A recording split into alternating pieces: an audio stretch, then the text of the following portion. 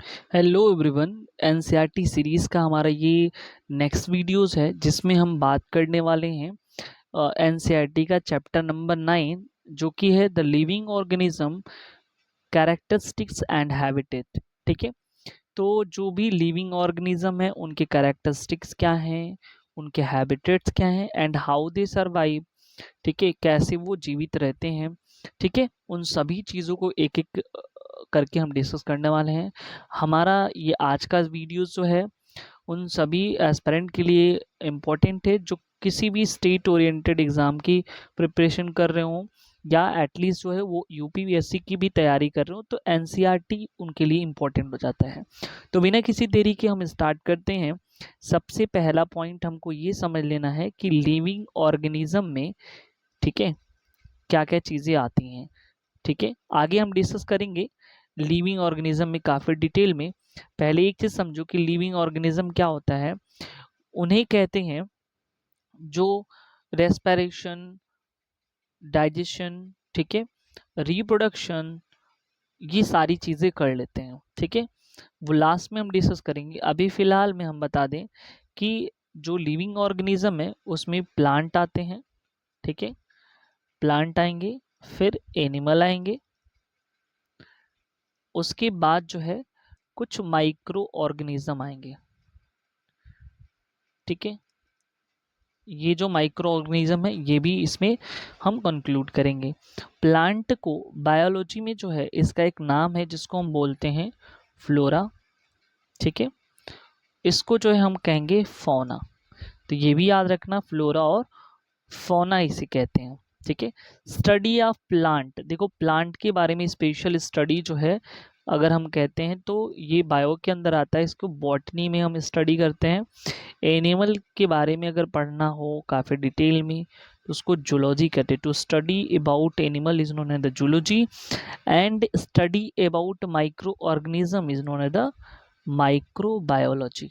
ठीक है, ये चीज़ें आपको पता होना चाहिए कि आखिर में क्या चीज़ें हैं। ठीक है, अभी हम इस वीडियोस में एक एक करके हम डिटेल में देखेंगे कि कैसे है हमारे सराउंडिंग, किस तरह से लाइफ है एग्जिस्ट करती है और कैसे जो है चीज़ें होती हैं, एक एक करके जो है हम देखेंगे।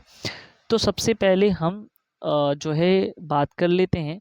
जो ऑर्गेनिज्म होता है उनको सरवाइव करने के लिए, यानी कि उनको जीवित रहने के लिए जो है क्या होता है, जो जिस जिस अवस्था में यानी जिस स्टेट में वो जीवित रहते हैं, जहाँ पे अपने आप को जीवित रख पाते हैं, उनको उनका हैबिटेट कहते हैं।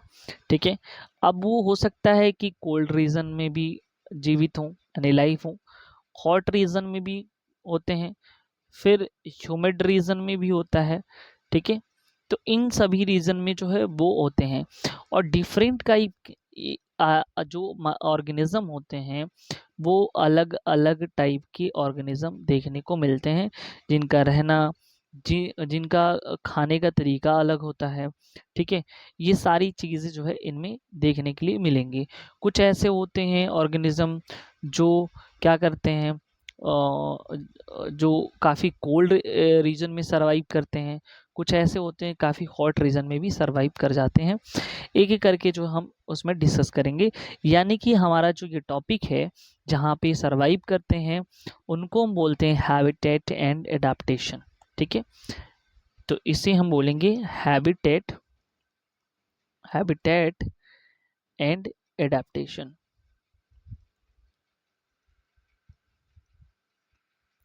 अब ये हैबिटेट और एडाप्टेशन क्या होता है एक्चुअली में।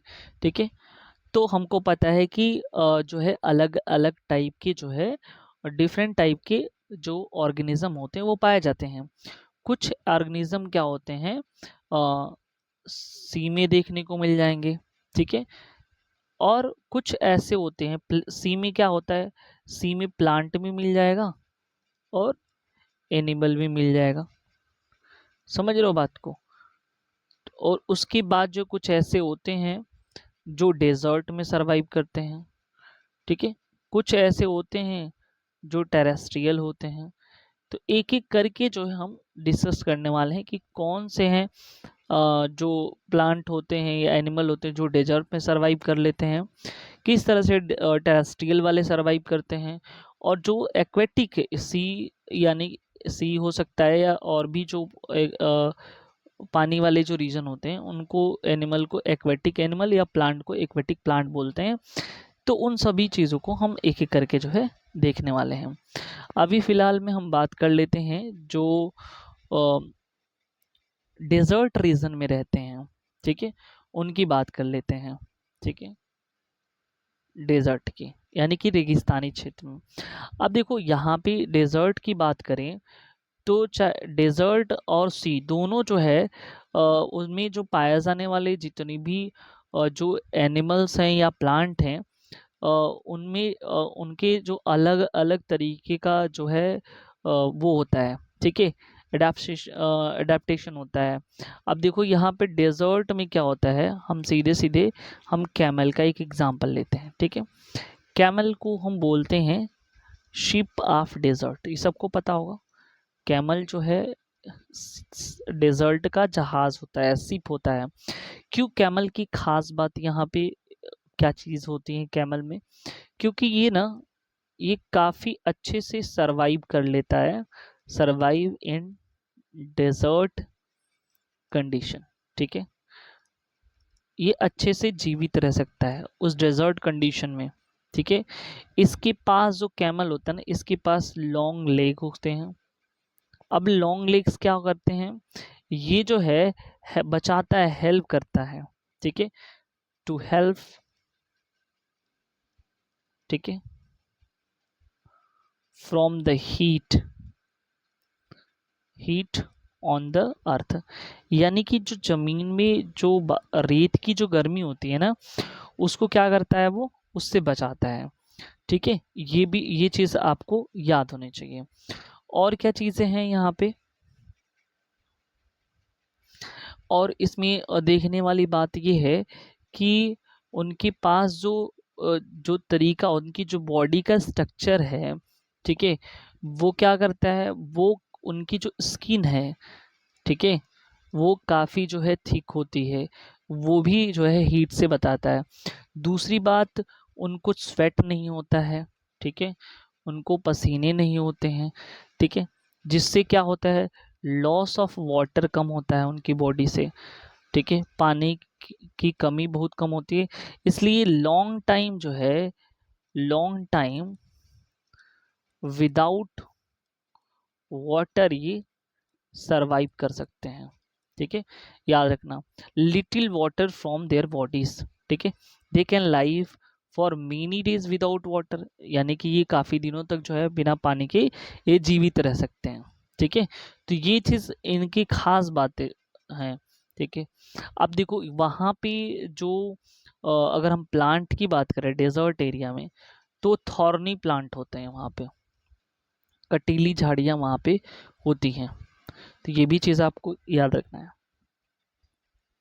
अब थोड़ी सी हम बात कर लेते हैं सी में, ठीक है। तो सी में या रिवर्स में जो भी मछलियाँ होती हैं, जो फिश होती हैं, वो उनकी जो बॉडीज होती है, उनकी जो बॉडी होती है, ये होगा streamline body. Streamline body, streamline body कैसा होता है, देखो इस तरह से शेप इनका रहेगा। तो क्यों, जब ये वाटर जो है इधर से आएंगी तो आसानी से ये पास करके इधर से चले जाएंगे, यानी कि अच्छे से ये जो है वो ट्रैवल कर सकते हैं, यानी कि अच्छे से वो चल सकते हैं, ठीक है। दे मतलब इनको जो है मूव करने में काफ़ी जो है हेल्प होता है। They can easily move inside the water, ठीक है। और इसके बाद कह रहे हैं कि फिश हैव स्लीपरी स्केल्स होते हैं ऑन द बॉडीज, और ये जो स्केल्स होते हैं उसको प्रोटेक्ट करता है, ठीक है, याद रखना। तो इजी मूवमेंट में जो है इसको हेल्प करता है, ठीक है। उसके बाद जो है आसानी से अपने डायरेक्शंस को चेंज कर सकते हैं। इनके पास गिल्स होता है, ठीक है, गिल से क्या करते हैं, ये अपने जो सांस होता है, रेस्पिरेशन होता है, उसको लेते हैं, ठीक है। और वो ऑक्सीजन कहाँ पे मिलता है, तो वाटर में रहता है, डिजॉल्व रहता है, वहाँ से ये इसको ले सकते हैं। अच्छा, फिश के पास एक स्पेशल प्रॉपर्टीज भी होती है, इनके पास लंग्स भी होते हैं, ठीक है। तो वो क्या करते हैं, लंग्स के थ्रू जो है रेस्पिरेशन करते हैं, ये भी याद कर रखना, ठीक है। उसके बाद जो है यहाँ पे अगर हम देखें एग्जाम्पल पे, बहुत सारे एनिमल्स हैं जो टेरेस्ट्रियल की बात कर लेते हैं, जो अर्थ पे रहते हैं, देखिए अर्थ पे। तो वहाँ पे अर्थ पे क्या होता है, इनके पास जो है ना, जितने भी लगभग अर्थ वाले हैं वो रेस्पिरेशन जो है लंग से ले करते हैं, ठीक है। और उसमें जो क्या होता है, उनकी जो है ना हैबिटेट्स होते हैं, बाकी जितने चाहे ह्यूमिड रीजन में हो चाहे डेजर्ट एरिया में हो, वहाँ से काफ़ी बेहतर होता है, ठीक है।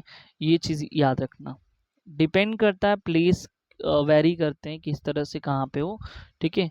और लेकिन अगर जिनके हैबिटेट्स है, जैसे फिश है, तो फिश को पानी में रहना अच्छा है, ठीक है, यानी कि एक एक्वेटिक एनिमल है।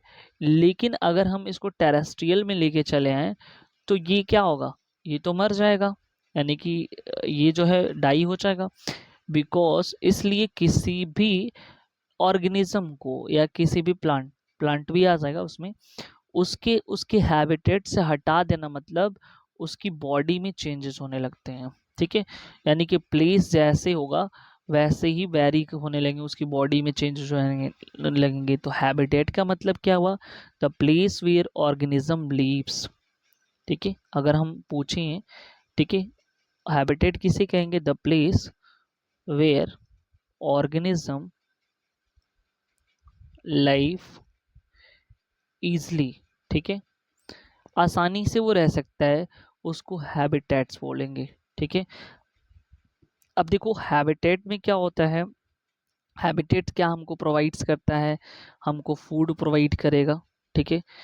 उसके बाद जो है वहाँ पे वाटर रहेगा, फिर एयर, शेल्टर, ये सब चीज़ें हैं, यानी कि हम वहीं रह पाएंगे, हमारी हैबिटेट वहीं अच्छी रहेगी जहाँ पे ये सारी चीज़ें हमको मिलेंगी।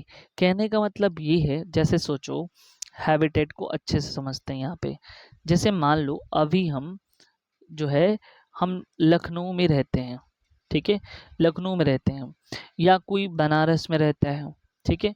तो कोई लखनऊ या बनारस क्यों रहता है, क्योंकि उसका हैबिटेट वहाँ पे, हैबिटेट का मतलब आसानी से वो रह सकता है, क्यों, उसको अच्छे से फूड मिल रहा है, ठीक है, वहाँ पे।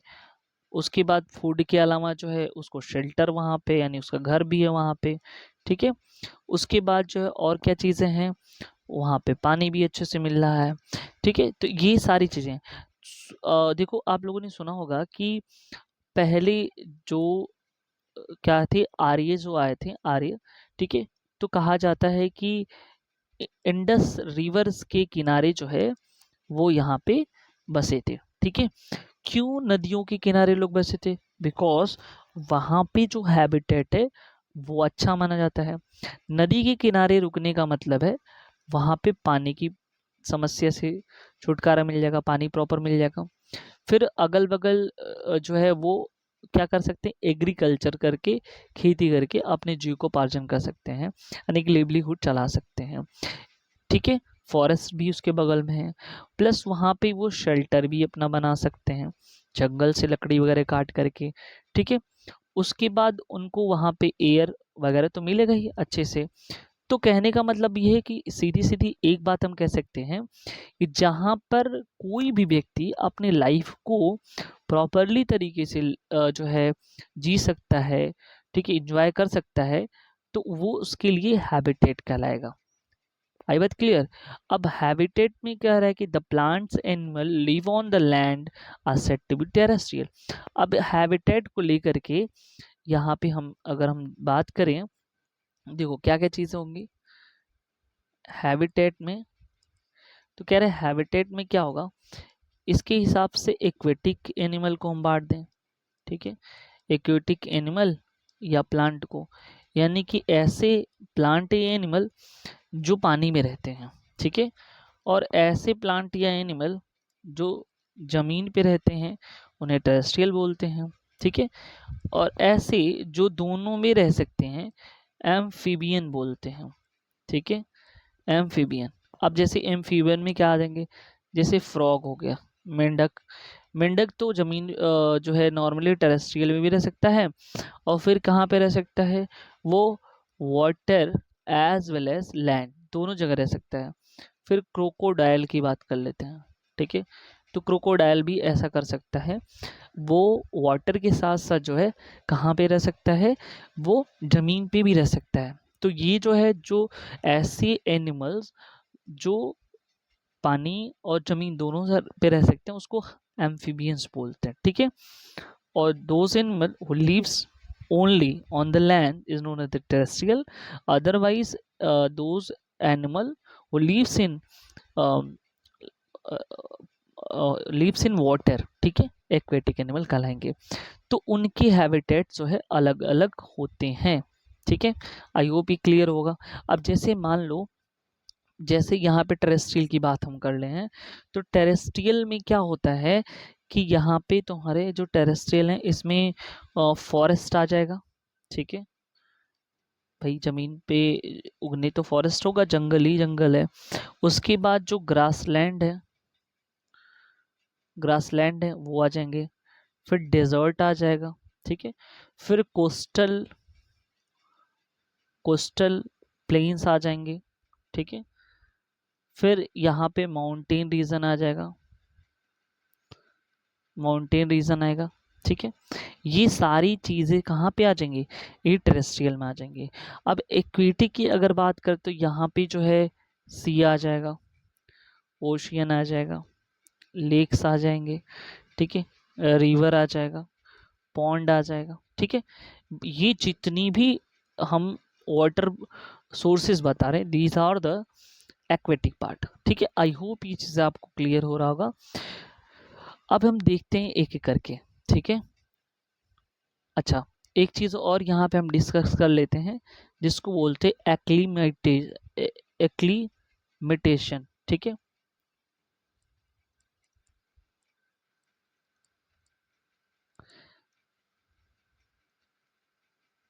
अब ये क्या होता है, ध्यान से समझो पहले। इसमें क्या होता है, जैसे मान लो कि अगर हम देखें, अगर हम नॉर्मली टेरेस्ट्रियल पे रहते हैं, यानी कि हम लोग ज़मीन पे रहते हैं, ठीक है।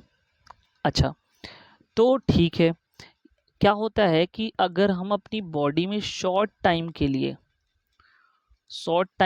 चेंज कर दें, ठीक है, एडजस्ट करके, तो वहाँ पे जो है क्या होगा, ऐसे सोच लो कि मान लो कि हम नॉर्मल ज़मीन पे हैं, ठीक है, और माउंटेन पे जा रहे हैं, ठीक है। तो यहाँ की अपेक्षा अगर तुम माउंटेन पे चढ़ने लगे, तो वहाँ पे क्या होगा, वहाँ पे अचानक से वो क्या होगा, तुम्हारे जो सांसें हैं वो बढ़ने लगेंगे, ठीक है, यानी दम घुटने लगेगा, ठीक है। हाई एल्टीट्यूड पे बॉडी का जो ब्लड प्रेशर है वो बढ़ने लगता है, ठीक है। तो इसको तुम क्या करो कि पहले से जो है ऐसे हैबिटेशन को तुम पहले से जो है सही कर सकते हो। कह रहे कैसे, अगर ऐसे करने से पहले तुम क्या करो, फिजिकल एक्सरसाइज करो, ठीक है। शॉर्ट पीरियड मान लो कि जाना है, तो इसमें क्या करो, फिजिकल एक्सरसाइज करो। अचानक से जाओगे तो ये सारी चीज़ें हाई माउंट रीजन पे, we have many experience to difficult in breathing and doing physical exercise for some days. तो उसको उससे बचने के लिए हम पहले से एक्सरसाइज करेंगे, ठीक है। और इस चीज़ को जो यहाँ पे कंडीशन हम देख रहे हैं, उसको जो हम क्या करेंगे, एडजस्ट करेंगे, ठीक है। तो सच स्मॉल चेंजेस, यानी कि जो हम यहाँ पे जो चेंज कर रहे हैं, ठीक है, इसे ही बोलते हैं हम लोग, और ताकि ये प्रॉब्लम ना हो, ठीक है। इसी को बोलते हैं एक्ली एक्लीमेटाइजेशन, ठीक है, एक्लीमेटाइजेशन, ठीक है। आई होप चीज़ें ये क्लियर होगा। एक बार और हम समझते हैं क्या होता है। देखो, कई बार क्या होता है, शॉर्ट पीरियड के लिए, ठीक है, शॉर्ट पीरियड के लिए हम अपनी बॉडीज में क्या करते हैं, चेंज करते हैं, हम अपनी बॉडीज में चेंज करते हैं। अगर मान लो कि हम अचानक से, ठीक है, ए से बी वाले एरिया में गए, ठीक है। तो हमको प्रॉब्लम फेस करना पड़ जाएगा, हमारी बॉडी उस तरह से रिस्पॉन्ड नहीं करेगी, प्रॉब्लम्स हो जाएंगे। तो क्यों नहीं पहले से हम उसके फेवरेबल कंडीशन के हिसाब से अपनी बॉडी को एडजस्ट करें और देन वहाँ पे जाएं ताकि हम अच्छे से सरवाइव कर लें। ठीक ऐसे ही यहाँ पे देखो क्या है, अगर मान लो कि नॉर्मल हम लैंड पे हैं, ठीक है, और हमको माउंटेन्स पे जाना है, सपोज कर लो। तो अगर अचानक से हम माउंटेन पे यहाँ पे चढ़ना स्टार्ट करते हैं, ठीक है, तो हमारे बॉडीज में बहुत सारी दिक्कतें होनी स्टार्ट हो जाएंगी। ठीक है, जैसे हमारी बॉडी काफ़ी ज़्यादा वार्म हो जाएगी, उसके बाद ब्लड प्रेशर बढ़ने रहेंगे। ठीक है, तमाम चीज़ें दिक्कतें हो सकती हैं। We faces many several problems after climbing the mountain. ठीक है, as we compared on the normal plain. ठीक है, तो फिर क्या करना है वहाँ पे, पहले से क्यों नहीं, जब हमको पता है को यहाँ पर ये चीज़ करना है, तो पहले से अगर हम फिजिकल एक्सरसाइज करके या उस तरह से कंडीशंस क्रिएट करके जो है अपने आप की बॉडीज को उस फेस में डाल दें और देन यहाँ पे क्लाइंबिंग करें, तो हमको उतनी प्रॉब्लम नहीं होगी। तो इसमें जो स्मॉल चेंजेस आते हैं ना, हमने किया ये जो स्मॉल चेंजेस, इसको ही बोलते एक्लिमेटाइजेशन। ठीक है, आई होप ये चीज़ें आपको क्लियर होगा। ठीक है, अब देखो यहाँ पे हमने ये चीज़ डिस्कस कर लिया है। अब हम एक्वेटिक हैबिटेट्स की बात करते हैं। एक्वेटिक हैबिटेट्स, एक्वेटिक हैबिटेट्स, ये क्या होता है? Aquatic habitats, those plants and animal lives in the water. ठीक है, तो उसको हम बोलते हैं एक्वेटिक। अब यहाँ पे एक्वेटिक्स में हमने बताया था कि लेक्स हो सकता है, रिवर हो सकते हैं, ठीक है, एंड ओशियंस हो सकता है, और भी बहुत सारी चीज़ें हो सकती है, लेकिन हम ये कवर कर रहे हैं। तो ये कुछ एग्जाम्पल है एक्वेटिक हैबिटेट्स के। यहाँ पे जो है लार्ज वेरिएशन देखने को मिलेगा। ठीक है, यहाँ भी जो है ग्रासलैंड होंगे। ठीक है,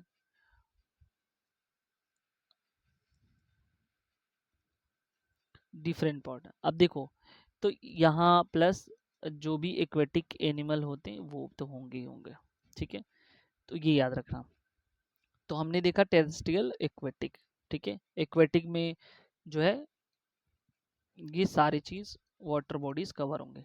ठीक है, अब देखो यहाँ चीज आया, यानी कि अगर हम देखें तो दो चीज समझे। एक बायोटिक, बायोटिक क्या होता है?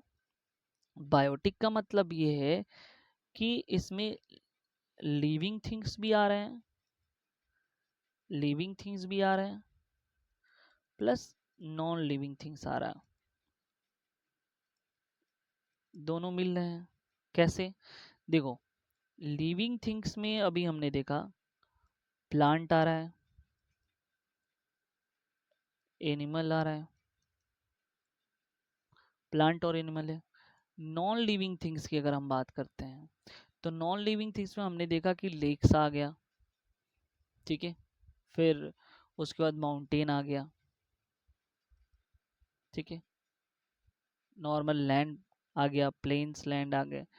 तो कहने का मतलब ये है कि जब किसी भी एनिमल्स को या प्लांट को सर्वाइव करना है, ठीक है, रहना है, तो इन दोनों का जरूरी है भाई। यानी कि प्लांट और एनिमल रहना है तो पानी में या जमीन पे, ठीक है, रहेगा ही रहेगा, इसलिए इन दोनों का जरूरी है। तो बायोटिक का मतलब क्या है? Bio the organism both plant and animal live in habitat are biotic components. ठीक है, यानी कि यहाँ पे जो प्लांट और एनिमल है, प्लांट प्लस एनिमल, बायोटिक का मतलब होता है लाइफ। ठीक है, तो जिनके पास लाइफ है, तो प्लांट में भी है और एनिमल में भी है, ये दोनों आपस में एक साथ रहते हैं। ठीक है, इनहेबिटेट इज कॉल्ड बायोटिक कंपोनेंट। ठीक है, लेकिन जो नॉन लिविंग थिंग्स है, यानी कि ये वाले क्या है, ये बायोटिक कंपोनेंट है, ये बायोटिक है। और ये वाले जो नॉन लिविंग थिंग्स है क्या है, ए बायोटिक है, ए बायोटिक है। लेकिन जब दोनों मिल जाते हैं आपस में, ठीक है, तो ये बनाता है एक इकोसिस्टम। ठीक है, एक बार फिर से हम देखते हैं। देखो, बायोटिक कंपोनेंट का मतलब क्या है यहाँ पे?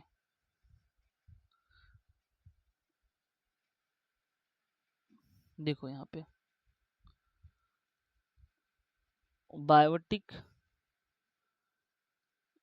कंपोनेंट, ठीक है। तो बायोटिक कंपोनेंट में सीधे सीधे बायो का मतलब होता है लाइफ। अब लाइफ यहाँ पे किसके पास है? हमने बताया प्लांट और एनिमल। तो जो इनका आपस में एक साथ रहना है, ये बायोटिक कंपोनेंट कहलाते हैं। फिर आता है ए बायोटिक कंपोनेंट। ए बायोटिक कंपोनेंट, ठीक है। ए बायोटिक कंपोनेंट किसे कहते हैं?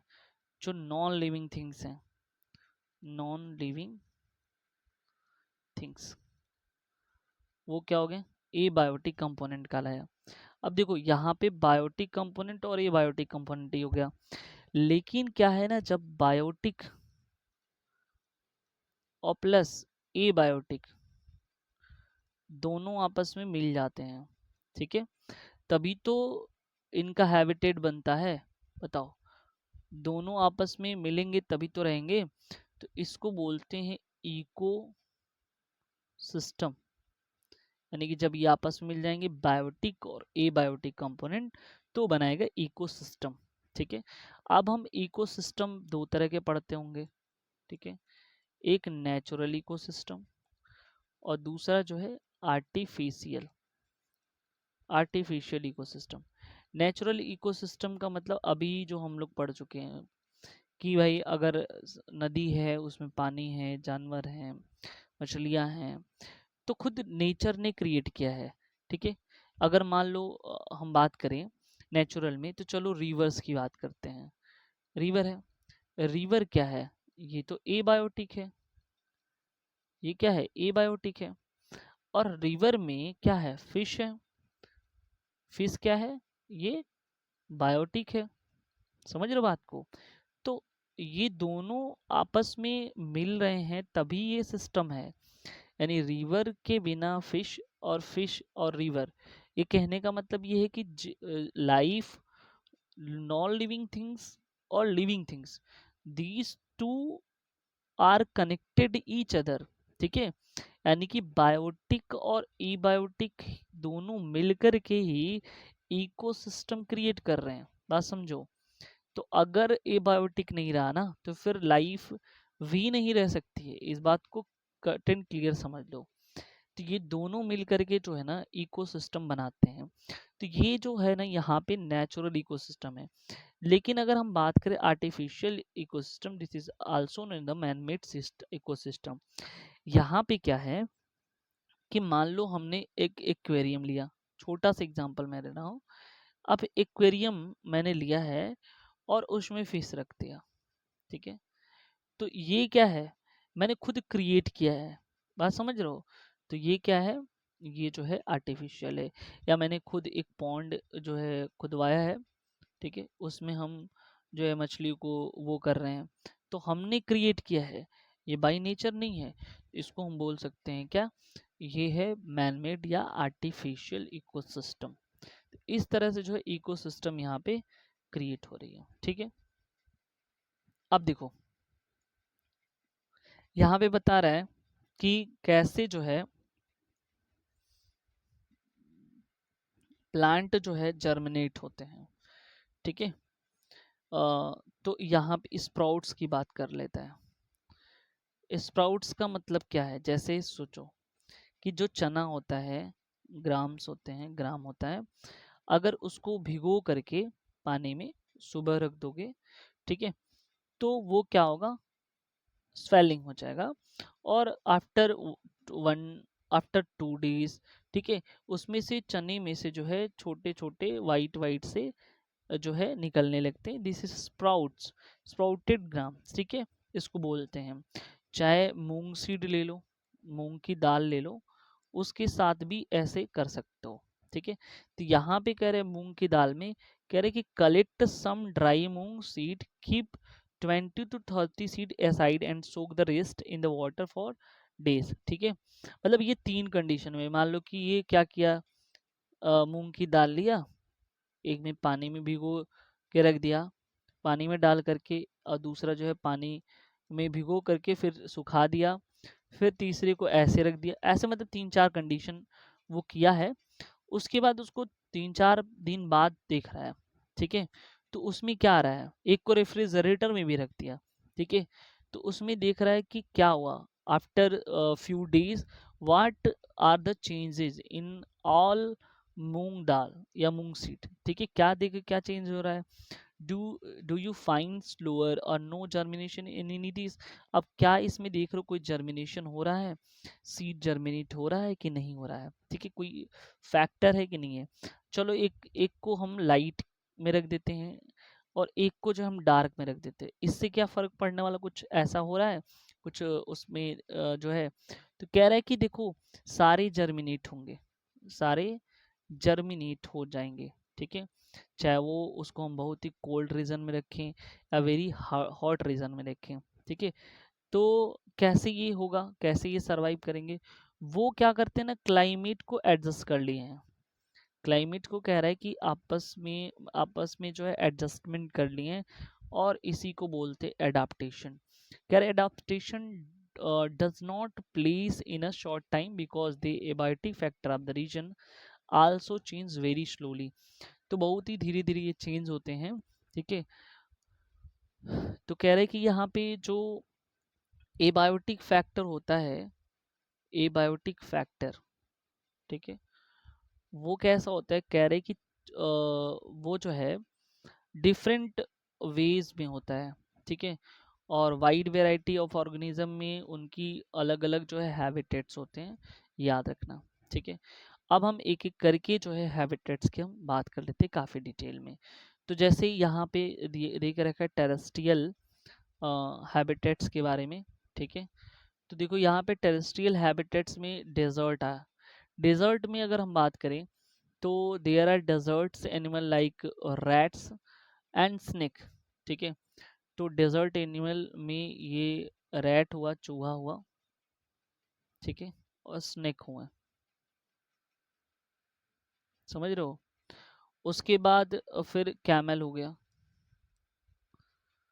ठीक है, तो कह रहे हैं कि इन दोनों के पास, रैट और इसके पास, स्नेक के पास जो है do not have long legs, भाई हमने बताया कैमल के पास लंबे पैर होते हैं, ठीक है, तो ये क्या करता है, सरवाइव कर सकता है प्रॉपर अच्छे तरीके से, क्योंकि काफ़ी हमने बताया कि ज़मीन से काफ़ी ऊंचे पे रहते हैं, इसलिए उनको जो है उतना दिक्कत नहीं होता है, लेकिन रैट और स्नेक के पास तो पैर नहीं होता है, ये तो फिर रेंग के चलते थे, इनको तो प्रॉब्लम हो गई होगा डेजर्ट में, ठीक है, तो फिर ये कैसे वो कर पाते हैं, ठीक है, इनको थोड़ा सा समझ लेते हैं। तो कह रहे कि इनके पास पैर नहीं होता, तो इनका एडेप्टेशन कैसे हुआ, तो यहाँ पे जो है away from the intense heat during the day, अब देखो ये क्या करते हैं दिन के टाइम में, ठीक है, दिन के टाइम में जो है ये क्या करते हैं, जो है जहाँ पे गर्मी ज़्यादा रहती है वहाँ से ये काफ़ी दूर रहते हैं, फिर रात के टाइम में जो है वो अपना, तो वो अपना शॉर्ट टाइम के लिए, शॉर्ट पीरियड के लिए वो क्या कर रहे हैं, अपने एडाप्टेशन को, ठीक है, एडाप्टेशन को एडजस्ट कर रहे हैं, ठीक है, याद रखना, जैसे अपने ही को ले लो, जैसे मान लो गर्मी हुआ, ठीक है, समर सीजन है, तो गर्मियों में हम क्या करते हैं, ज़्यादा बाहर नहीं निकलते हैं, ठीक है, घर के अंदर रहते हैं, ये सबको पता है, ठीक है, घर के अंदर रहेंगे, फिर जैसे ही थोड़ी गर्मी कम हुई तो फिर हम बाहर आएंगे और अपने काम कर लेंगे, तो शॉर्ट पीरियड के लिए कहीं ना कहीं हम अपने एडाप्टेशन को चेंज कर रहे हैं, आई थिंक आपको समझ में आ रहा होगा, ठीक है, animals comes out only during the night, रात में केवल आते हैं जब रात ठंडा होता है, ठीक है, हमको पता है कि जो डेजर्ट एरिया होती हैं, जो रेगिस्तानी एरिया होते हैं, उनमें जो है जो डे होता है, जो दिन होता है बहुत ही हॉट रहता है, वेरी हॉट, ठीक है, लेकिन जो रात होती है, नाइट होता है, वो बहुत ही कोल्ड भी रहता है, ऐसा क्यों, क्योंकि हम लोग पढ़े हैं जो है हीट का एक रूल्स, ठीक है, कि जो गुड एब्जॉर्बर होता है गुड एब्जॉर्बर ऑफ हीट जो है, गुड रिफ्लेक्टर भी होता है। तो जितनी तेजी से हीट को जो ये जो सैंड है, ठीक है, सैंड जो है एब्जॉर्ब कर रहता है, ठीक है, दिन के टाइम में, उतनी जल्दी से रात में जो है उसको क्या करता है, रिफ्लेक्ट भी करता है। इसलिए जो है रेगिस्तान की जो रातें होती हैं काफ़ी जो है गर्म होती हैं, हाँ, और सॉरी, रातें जो है काफ़ी ठंडा होती हैं और दिन जो है काफ़ी गर्म होता है। इस बात को जो है आपको ध्यान में रखना है, ठीक है। अब देखो यहाँ पे जो है कह रहा है कि वहाँ पे क्या होता है, वहाँ पे किस तरह के प्लांट होते हैं, ठीक है। तो यहाँ पे देखो काफ़ी ज़्यादा जो है थॉर्नी प्लांट होते हैं, समझ रहे हो बात को। वहाँ पे जो है कैसे प्लांट होते हैं, थॉर्नी, थॉर्नी प्लांट मतलब कटीले टाइप के, ठीक है, इस तरह से देख सकते हो यहाँ पे फिगर में, ठीक है। इस तरह से जो है इसके प्लांट होते हैं, थॉर्नी प्लांट रहेंगे। और उसके बाद ये जो थॉर्नी प्लांट होते हैं उसमें क्या क्या चीज़ें जो है आती हैं, थॉर्नी प्लांट में जो है किस टाइप की चीज़ें आती हैं, तो यहाँ पे आ जाएगा जो है कैक्टस, ठीक है, ये जो है कैक्टस आ जाएगा। फिर उसके बाद जो है जिन अच्छा देखो कैक्टस में क्या होता है, कैक्टस इस खास बात समझो, जो कैक्टस होता है, ठीक है, कैक्टस के पास जो है ना पत्तियां नहीं होती, नो लीव्स, पत्तियां नहीं रहती हैं, ठीक है। और उसके बाद जो कह रहा है कि इस जो है इनके पास जो है पत्तियां नहीं रहती, तो फिर भी अपना जो स्टेम होता है, उन अपने स्टेम से वो फोटोसिंथेसिस करके खाना बना लेते हैं, ठीक है, ये चीज़ याद रखना। और डेजर्ट प्लांट जो होते हैं, देखो हमको पता है कि ट्रांसपायरेशन होते रहता है सारे प्लांट्स में, और वो लीव्स से करते हैं, पत्तियों से। ट्रांसपायरेशन का मतलब होता है loss of water from the plant, ठीक है, फ्रॉम लीव्स, तो पत्तियों से। अब इनके पास पत्ती नहीं है, इसके वजह से जो लिटिल अमाउंट ऑफ वाटर का ये जो है ट्रांसपायरेशन होता है, ठीक है। The leaves in the desert plant are either absent, ठीक है, और अगर होंगे भी तो बहुत ही पतले होते हैं, बहुत छोटे होते हैं, स्पाइन फॉर्म में, कट, देखो कांटेदार रहते हैं वो, ठीक है। और क्यों, क्योंकि उनमें पानी रहता नहीं है, तो रिड्यूसिंग जो होता है, रिड्यूसिंग लॉस ऑफ वाटर, ठीक है, लॉस ऑफ वाटर को ये क्या करते हैं, कम से कम जो है ये क्या करते हैं, रिड्यूस करते हैं थ्रू ट्रांसपायरेशन, ठीक है, ये याद रखना। कैक्टस में देखोगे कि कांटे कांटे उसमें रहते हैं, ठीक है, स्ट्रीम्स होता है, दो फोटोसिंथेसिस से जो प्रोसेस है वो अपनी पत्ती स्टेम से ही वो कर लेते हैं, ये चीज़ याद रखना, ठीक है। और वो जो है जो स्टीम होता है, उनके जो स्टीम होते हैं वो क्या होते हैं, वो खुद जो है कह रहा है कि एक थिक जो है वैक्स लेयर से कवर रहता है, ठीक है, और वो जो है क्या करता है, पानी को, वाटर को होल्ड करता है in the tissue of cacti, ठीक है। Desert plant have root that go very deep into the soil for absorbing water। तो जो भी जो डेजर्ट प्लांट होते हैं उनकी जो जड़ें होती हैं वो ज़मीन के अंदर काफ़ी नीचे तक जाए होती हैं, क्योंकि वो पानी की तलाश में, सर्चिंग ऑफ वाटर की वजह से उनकी जड़ें जो है काफ़ी चीज़ें। माउंटेनी रीजन की बात करते हैं, तो देखो माउंटेन में कह रहा है कि नॉर्मली वेरी कोल्ड होता है एंड वाइंडी होता है, सम एरिया पे स्नोफॉल जो है बहुत ज़्यादा होता है, जाड़े प्लेस इन विंटर के टाइम में, ठीक है। तो वहाँ पे जो है क्या है ना, इस तरह से कैनोपी टाइप जो है प्लांट वहाँ पे देखने को मिलेंगे, ठीक है, ये भी रखना। वहाँ पे large variety of plant and animal जो है माउंटेन पे रहते हैं, ठीक है, याद रखना। इस तरह से जो है हैबिटेट वहाँ पे होता है, ठीक है। अब देखते हैं यहाँ पे कह रहा है कि जो है number of such trees but you have ever notice such tree naturally growing other regions, ठीक है। अब देखो यहाँ पे क्या होता है कि बर्फ जो है आसानी से यहाँ पे जो है इस तरह से ये गिरेगी तो ऐसे चले जाएंगे, ठीक है। दूसरी बात, ये जो पेड़ होते हैं काफ़ी बड़े होते हैं, ठीक है। क्यों ऐसा होता है कि ये पेड़ जो है ना सन की तलाश में, यानी कि सन रेज की तलाश में जो है ये क्या करते हैं, काफ़ी हाइट पे ये ग्रो करते हैं, ये भी याद रखना है, यहाँ पे ये चीज़ बताया गया है। ठीक है, उसके बाद यहाँ पे कुछ एनिमल्स हैं जैसे यॉक हुआ। ठीक है, आप देख सकते हो फिगर में।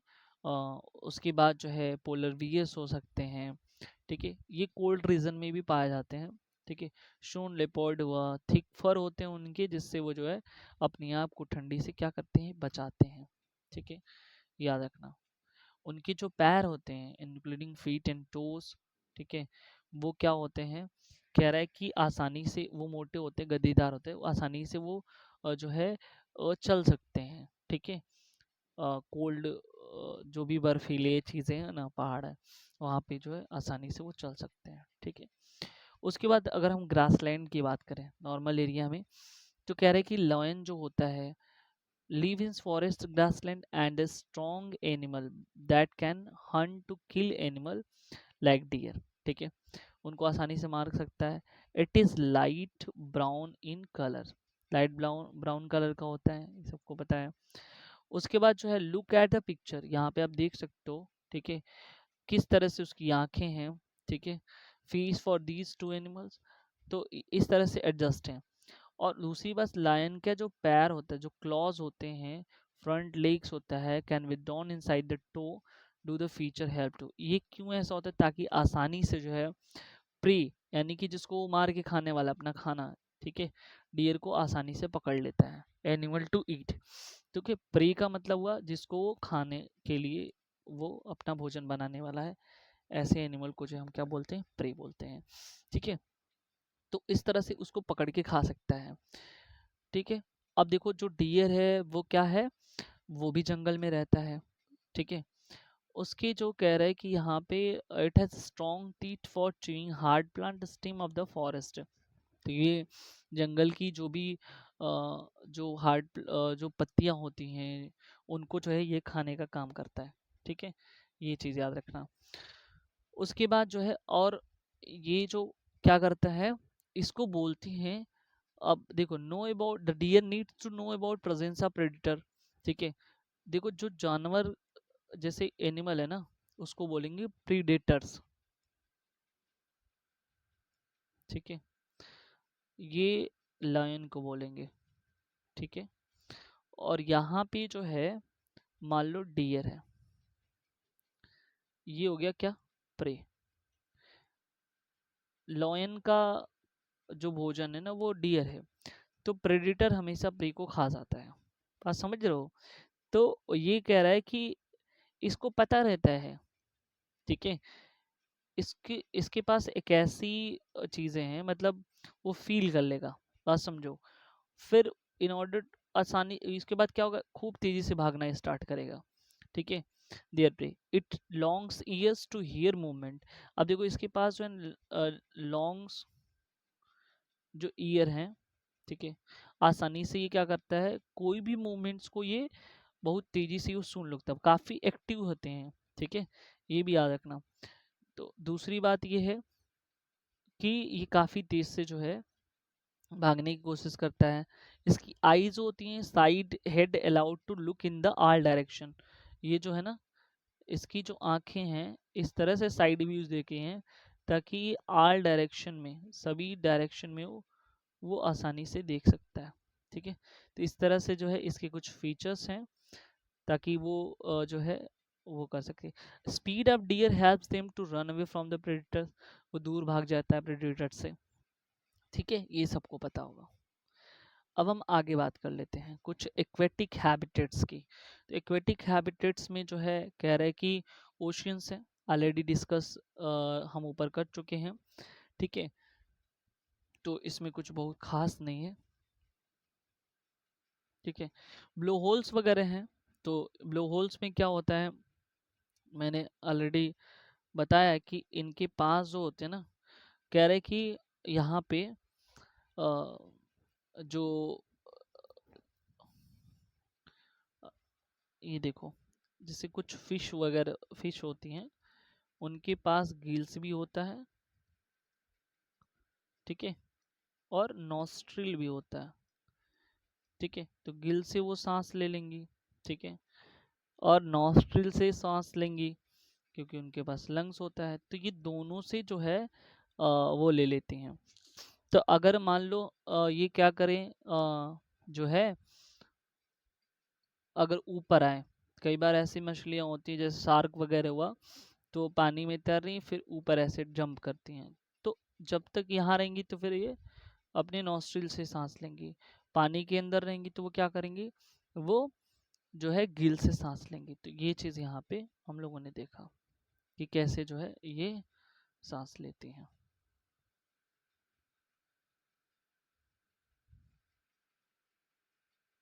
अब हम बात कर लेते हैं यहाँ पे पॉन्ड से लेक में। तो यहाँ पे भी देखो बहुत सारे जो प्लांट्स होते हैं, बहुत सारे जो छोटे एक्वेटिक एनिमल्स होते हैं, वो जो यहाँ पे रहते हैं। रिवन लाइक लीव्स वगैरह इसमें होते हैं, ये चीज़ याद रखना है। यहाँ पे डिफरेंट टाइप के जो प्लांट्स और एनिमल्स जो है यहाँ पे देखने को मिल जाएंगे। ठीक है, अब देखो यहाँ पे नेक्स्ट चीज़ें हम बात कर लेते हैं। ठीक है, तो क्या कैरेक्टरिस्टिक्स है, ठीक है, how how do plants are differ same as animals. जैसे कहने का मतलब ये है, कैरेक्टरिस्टिक्स में हम बताएं लिविंग्स, जो थिंग्स की बात करते हैं, लिविंग थिंग्स, ये कह लो कि लिविंग बीइंग्स की अगर हम बात करें, ठीक है, लिविंग बीइंग्स की हम बात कर लेते हैं। तो हमने ऑलरेडी डिस्कस किया कि देखो प्लांट को हम रखते हैं, प्लांट हो गया और एनिमल हो गया। ठीक है, तो एनिमल में पहली बात तो देखो, जैसे एनिमल को भोजन की जरूरत है, do all organism need food, भाई बिल्कुल भोजन की जरूरत पड़ती है एनिमल की। ठीक वैसे ही प्लांट को भी भोजन की जरूरत पड़ती है। प्लांट जो अपना खाना किस वजह से बनाता है, फोटोसिंथेसिस से। ठीक है, फोटोसिंथेसिस के लिए जो रॉ मटेरियल यूज होते हैं, क्या चीज़ें चाहिए इसको, CO2 चाहिए, सनलाइट चाहिए, ठीक है, वाटर चाहिए, ठीक है, और क्या चाहिए, क्लोरोफिल चाहिए। इतनी सारी चीज़ें रहेंगी तो प्लांट जो अपना खाना बना लेगा। ठीक है, और हमको पता है कि इसमें भी क्या क्या चीज़ होती हैं, कि एक होते ऑटोट्रॉफ्स, जो अपना खाना खुद बना लेता है, उसे ऑटोट्रॉफ्स कहते हैं। तो ये जो प्लांट हैं अपना खाना जो है खुद बनाते हैं, ये ऑटोट्रॉफ्स होते हैं। एक होता है हेट्रोट्रॉफ्स। हेट्रोट्रॉफ्स में क्या बताएं, जो दूसरे के खाने पर डिपेंड्स होते हैं, वो हेट्रोट्रॉफ्स कहलाते हैं। ठीक है, अब हेट्रोट्रॉफ्स में कार्निवोर्स आ जाएगा, ठीक है, फिर हर्बीवोर्स आ जाएगा, फिर ओमनीवोर्स आ जाएगा। ये तो होंगे होंगे, प्लस पैरासाइट हो जाएंगे। ठीक है, ये चीज़ याद रखना। फिर सैप्रोफाइट्स हो जाएंगे। ये सारे जो है क्या है तुम्हारे, ये सब के सब जो है ये डिपेंड्स रहते हैं दूसरे के खाने पे, यानी कि हेट्रोट्रॉप्स कहलाएंगे। ठीक है, तो सभी जो है अपना खाना जो है, यानी कि जितने भी लिविंग बीइंग्स होंगे वो अपना खाना बनाएंगे खुद।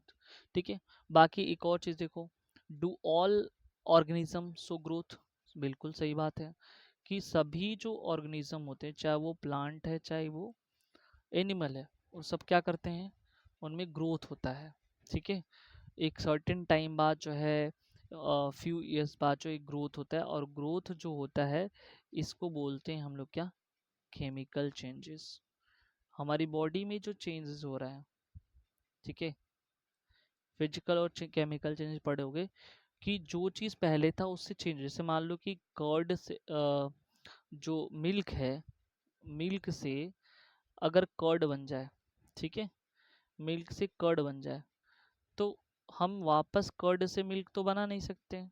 ठीक है, तो एक और चीज, न्यू सब्सटेंस का फॉर्मेशन हो गया, नया चीज बन गया, और ये रिवर्सेबल ना हो, ऐसे को केमिकल चेंज बनाते। तो अब छोटा सा बच्चा है, ठीक है, फिर उससे बड़ा हुआ, फिर उससे बड़ा हुआ, फिर इससे बड़ा हुआ, तो ये जो चेंजेज है वापस हम वापस नहीं लेके आ सकते ना इस तरह से। तो ऐसे को बोलते हैं हम लोग क्या, ऐसे को बोलते हैं केमिकल चेंजेस। ठीक है, no new substance are formed. ठीक है, याद रखना। उसके बाद ये जो है इसमें बायोलॉजिकल चेंज होते हैं जिसके वजह से जो है, अब यहाँ पे देख सकते हो कि ये जो है यहाँ पे चिकन है, फिर उसके बच्चे हैं। ठीक है, तो ये जो स्टेजेस उसका है, ठीक है, वैसे ही प्लांट में भी ऐसा होता है। पर इसमें जो प्रोसेस होता है उसको हैचिंग प्रोसेस कहते हैं। जो पप्स होता है ग्रो होता है एडल्ट में। ठीक है, और chick has from an egg grow into a hen या कॉक। तो एक हैचिंग प्रोसेस होता है, वो होने के बाद जो फिर ऐसे होता है। फिर बात कर लेते हैं यहाँ पे रेस्पिरेशन की।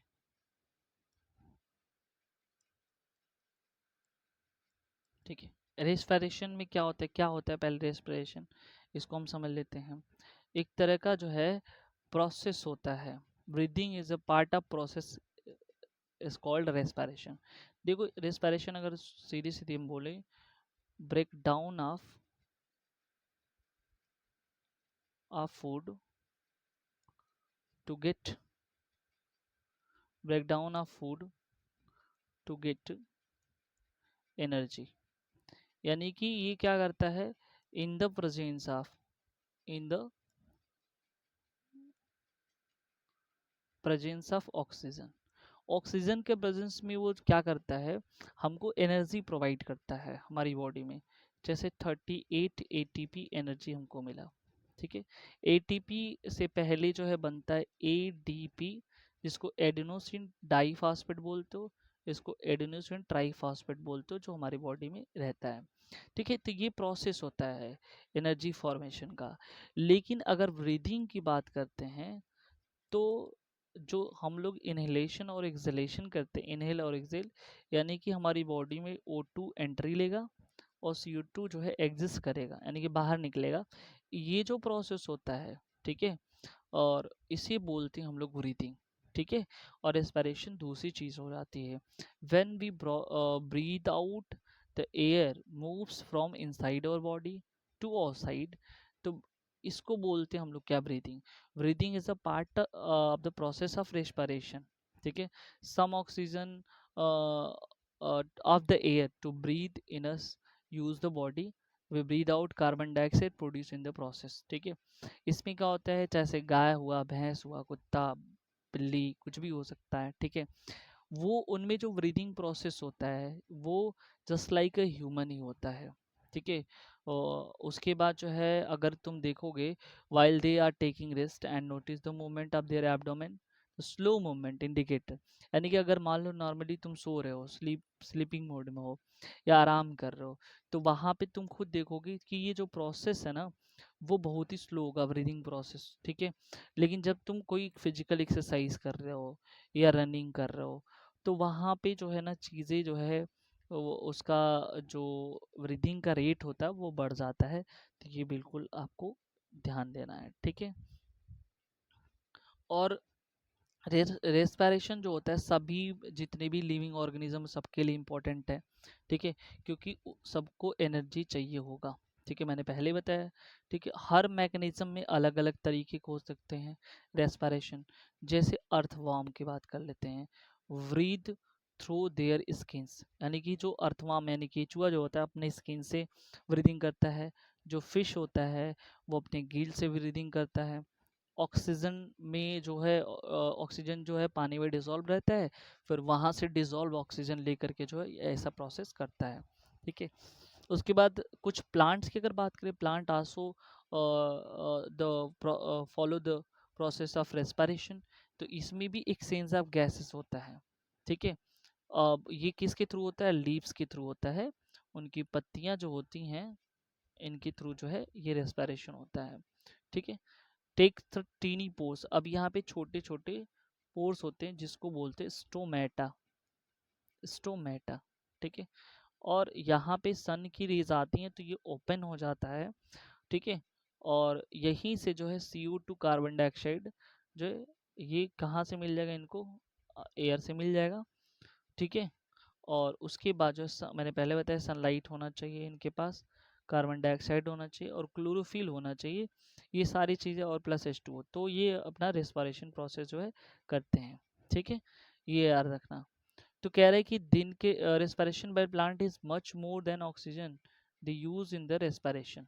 ठीक है, देखो रात के टाइम में, नाइट के टाइम में जो है, वैसे तो ये क्या होते हैं, CO2 इनटेक करते हैं, O2 को बाहर भेजते हैं, लेकिन रात में ये प्रोसेस जो है उल्टा हो जाता है। यही रीज़न होता है कि रात के टाइम में जो है इंसान को जो है पेड़ के नीचे नहीं सोना चाहिए। ठीक है, ऐसा नहीं कि भूत आ जाएगा, वहाँ पे ऑक्सीजन लेवल जो है तो कम हो जाएगा। ठीक है, अब हम बात कर लेते हैं स्टुमुली की। ठीक है, तो जैसे स्टुमुली का होता है, इसको हम समझते हैं स्टुमुली। ठीक है, तो कह रहा है कि changes in our surrounding that make us respond to them, यानी कि ऐसे मान लो कि अगर कुछ भी चेंजेस हुआ, ठीक है, तो हम क्या किए, रिस्पॉन्ड करने लगे। ठीक है, तो इसको will that makes us respond to them, इसको बोलते स्टुमुली। यानी कि मान लो कि मैं हूँ ए, ठीक है, और एक अचानक से सांप मेरे पास आया, तो अचानक से आने के बाद क्या होगा कि मेरी जो हार्ट बीट है वो इंक्रीज कर जाएगी। ठीक है, बॉडी जो है वो वार्म हो जाएगा, यानी गर्म हो जाएगा। ठीक है, तो ये जो चेंजेस हो रहे हैं ना, इसी को बोलते हैं स्टिमुली। अचानक से किसी एनवायरमेंटल कंडीशन या किसी की वजह से जो है चेंजेस आना, उसको स्टिमुली बोलते हो। एक काफ़ी अच्छे से हम चीज़ें समझ लेते हैं स्टिमुली के बारे में। ठीक है, क्या है उसको हम थोड़ा सा और डिटेल में हम समझते हैं। देखो, स्टिमुली का एग्जांपल जो है हम लेते हैं, सुना होगा touch me not. Touch me not एक पौधा है, ठीक है, जिसको बोलते हो छुई मुई। छुई मुई, ठीक है, ये, या इसको हिंदी में बोलते हो लाजवंती नाम का एक पौधा है। ठीक है, ये क्या होता है, जैसे ही इस पौधे को टच करोगे ना, इसकी पत्तियां जो है फोल्ड हो जाएंगी। ठीक है, तो ये लोग कहता है कि भाई शर्मा जाती है, ऐसा कुछ नहीं है, उसी के नाम से पड़ा है छुई मुई। ठीक है, लाजवंती। देखो जैसे ही उसकी पत्तियों को टच करोगे, ठीक है, यानी कि इन्वायरमेंटल कंडीशन जैसे उसको टच, कोई भी किसी भी ऑब्जेक्ट से भी टच कर सकते हो, ठीक है, तो वो रिस्पॉन्ड करना स्टार्ट हो गया, तो क्या है, उसको स्टिमुली बोलते हैं। या ऐसा सोच लो कोई छोटा बच्चा है, जैसे इन्वायरमेंट में चेंजेस हुआ, उसकी बॉडी वार्म हो गई या तबीयत खराब हो गया उसका, ऐसा सोच लो फीवर हो गया, तो इन्वायरमेंटल कंडीशन को झेल नहीं पा रहा ना, दिस इज कॉल्ड स्टिमुली। ठीक है, तो ये स्टिमुली के कुछ एग्जाम्पल थे।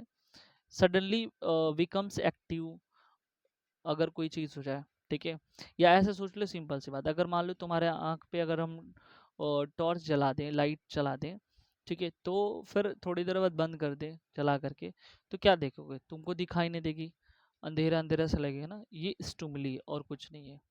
ठीक है, तो ये हो गया। उसके बाद हम बात कर लेते हैं, do all organism reproduce their own kinds. ठीक है, तो ये बात करता है रिप्रोडक्शन की, रिप्रोडक्शन की। ठीक है, तो रिप्रोडक्शन का मतलब हुआ टू प्रोड्यूस यंग वंस, ठीक है, देयर ओन काइंड्स।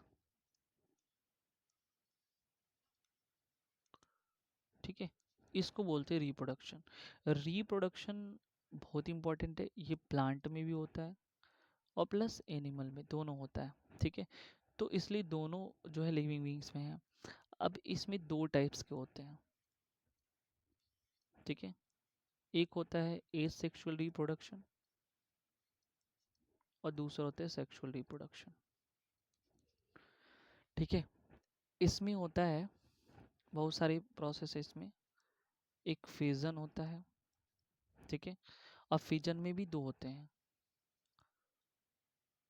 बाइनरी हो गया, मल्टीपल हो गया। ठीक है, फिजन हो गया। उसके बाद जो जैसे अमीबा इसका एग्जांपल है, उसके बाद जो है regeneration is also the type of asexual reproduction. फिर बर्डिंग हो गया, ठीक है। तो और भी बहुत सारे हैं, ये सब जो है एसेक्सुअल रिप्रोडक्शन के एग्जाम्पल है। एसेक्सुअल रिप्रोडक्शन में क्या होता है कि एक पेरेंट सेल होगा, पेरेंट सेल वही डिवाइड हो जाता है डॉटर सेल में, समझो, ठीक है। तो एक ही पेरेंट सेल वो टूट करके, ठीक है, अच्छा, डिवाइड हो जाएगा तो उसको बोलते हैं हम लोग क्या है, एसेक्सुअल रिप्रोडक्शन। लेकिन इसमें दो चीज़ होंगी, इसमें एक मेल पार्ट होगा, दूसरा जो है एक फीमेल पार्ट होगा। रिप्रोडक्शन में देखो क्या होता है, यहाँ पे अगर कोई भी चीज़, ठीक है, अगर एग प्रोड्यूस करता है, एग प्रोड्यूस हुआ रिप्रोडक्शन के बाद, उसको बोलते हैं हम लोग वीवी पोरस, ठीक है, याद रखना, ठीक है, इसको बोलते हैं वीवी पोरस। उसके बाद यहाँ पे देखो सेक्सुअल हो गया और एसेक्सुअल हो गया। अब थोड़ी सी हम जिक्र कर लेते हैं यहाँ पे रिप्रोडक्शन में कि देखो जो नंबर्स ऑफ क्रोमोसोम्स होते हैं, अच्छा एक चीज यहाँ पे छूट गया है, देखो एक होता है वीवी पोरस जो एग प्रोड्यूस होते हैं आफ्टर रिप्रोडक्शन, ठीक है, और एक होता है ओवी पोरस जहाँ पे जो है बेबी प्रोड्यूस होते हैं। तो ये भी याद रखना, ठीक है। अब देखो यहाँ पे क्या हो गया,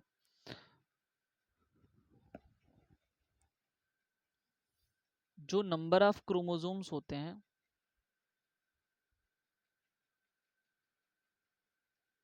ठीक है, वो होते हैं तुम्हारे 46 टोटल, यानी कि हो गया 23 के पेयर्स में, 23 के पेयर्स में जो है नंबर ऑफ क्रोमोसोम्स जो है मिलते हैं। अब क्रोमोसोम्स दो टाइप्स के होते हैं, एक ऑटोसोम्स होता है और दूसरा जो है एलोसोम्स होता है। तो ये क्या होता है, ये गर्ल्स एंड बॉयज में क्या होता है, दोनों में सेम होता है। और ये कितना होते हैं, 23 के पेयर में होते हैं, यानी कि 46 होते हैं, सॉरी 22 के पेयर्स में होते हैं, ये जो है 22 के पेयर्स में होते हैं, ठीक है। और ये क्या होता है, डिफरेंट होता है,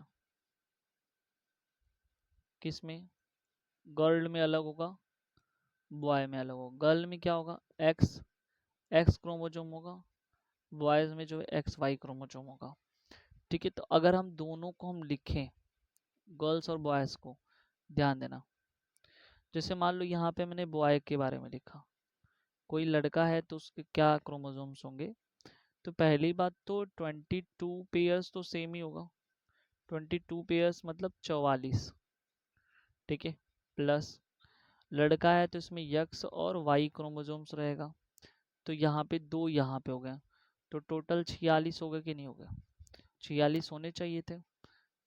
और गर्ल्स की बात करें, गर्ल्स के केस में, तो गर्ल्स के केस में भी 22 पेयर रहेगा, सेम होगा, और यहाँ पे जो है एक्स एक्स होगा, यानी कि 44 यहाँ पे प्लस ये वाला दो, हो गए 46, ठीक है। तो 46 जो है सब में होते हैं, ठीक है।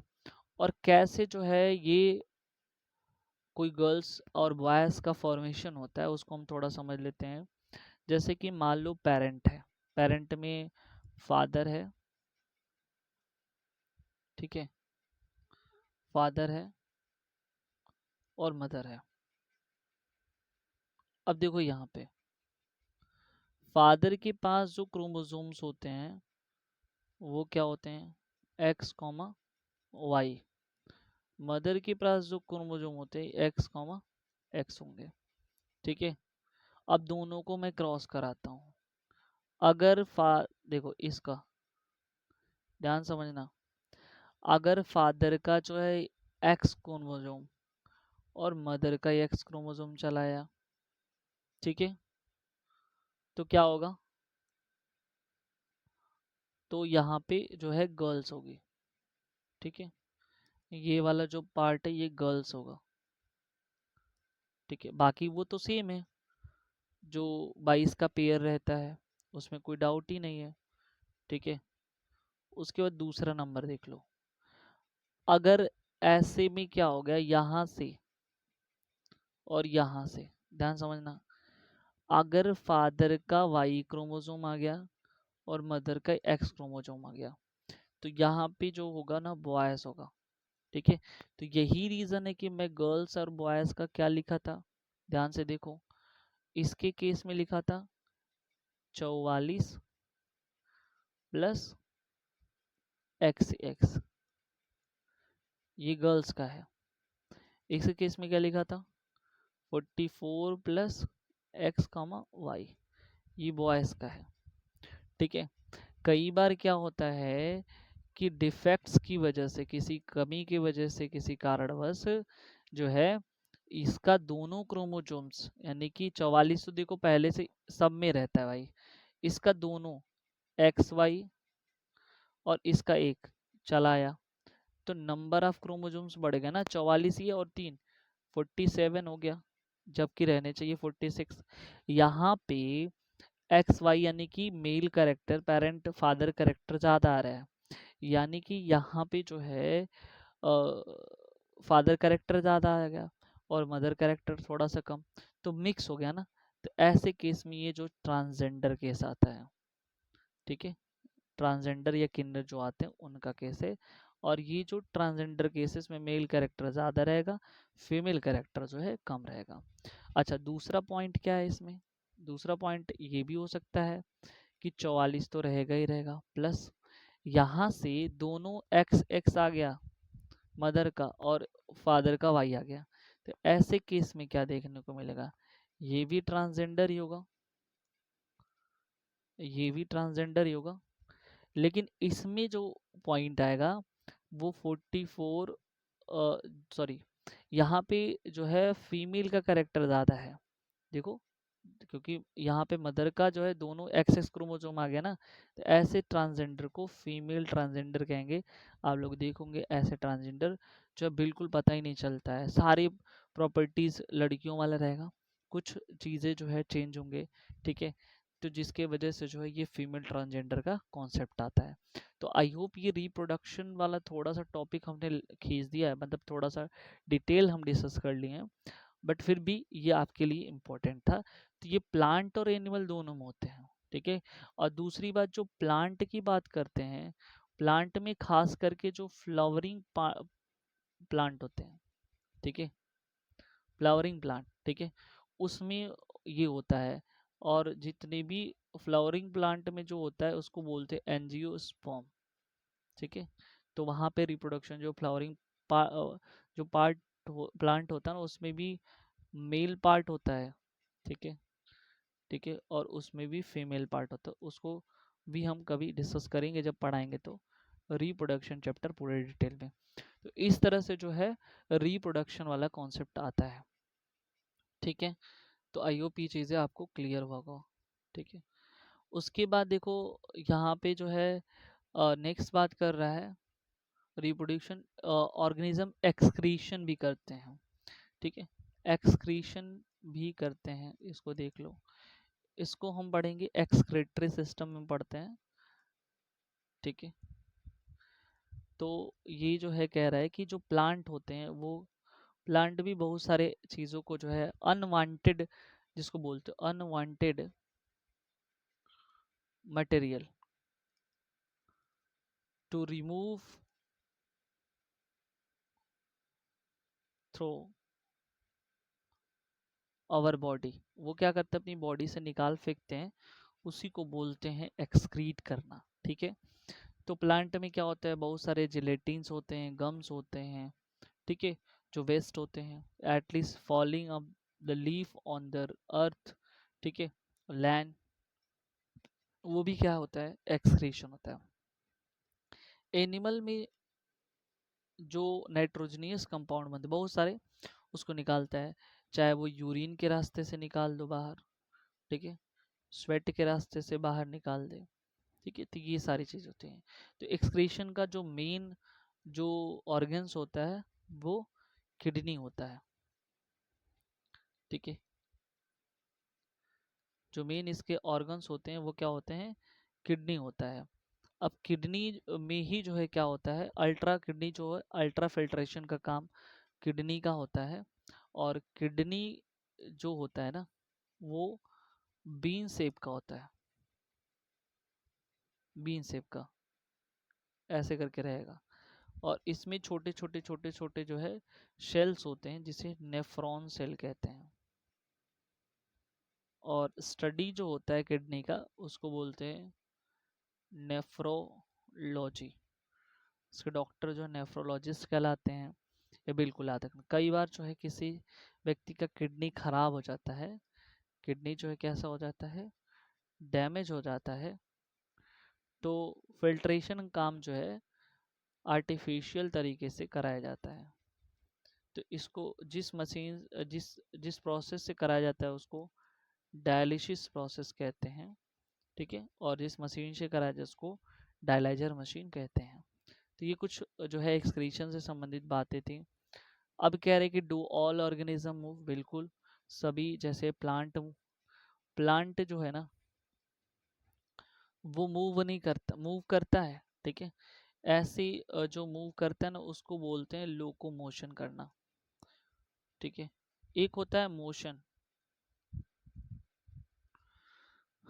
और एक होता है लोकोमोशन, ठीक है, याद रखना।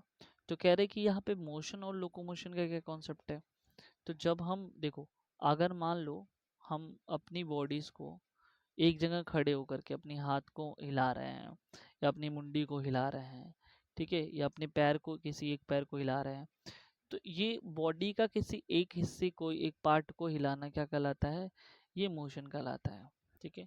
और पूरी बॉडी एक जगह से दूसरी जगह चली जाए, ये क्या होता है, लोकोमोशन होता है, ठीक है। तो ये भी बिल्कुल याद रखना, मोशन और लोकोमोशन में ये बेसिक डिफरेंसेस हैं। तो प्लांट भी ऐसा करता है, ठीक है। और उसके बाद ये जो है तब जा कर के जो एक कंप्लीट हमारा चीज़ें होती हैं, तो यानी कि दोनों प्लांट और animal both are sames because all the process which are follow the in case of animal, ठीक है, which is also follow the plants, ठीक है। इसलिए प्लांट्स को भी हम बोलते हैं कि ये भी लिविंग थिंग्स है। तो हमने क्या देखा, एडाप्टेशन देख लिया है, एक्वेटिक हैबिटेट, बायोटिक कंपोनेंट, ठीक है, excretion, growth, respiration, stimulus, reproduction, living, ये सारे चीज़ हमने जो है देख लिया है। आई होप ये वीडियोस आपको अच्छा लगा होगा। यदि अच्छा लगा है तो आप जो है सब्सक्राइब ज़रूर कर लें चैनल को, अपने दोस्तों को शेयर करना ना भूलें। मिलते हैं नेक्स्ट वीडियो में नेक्स्ट टॉपिक के साथ। Thank you so much.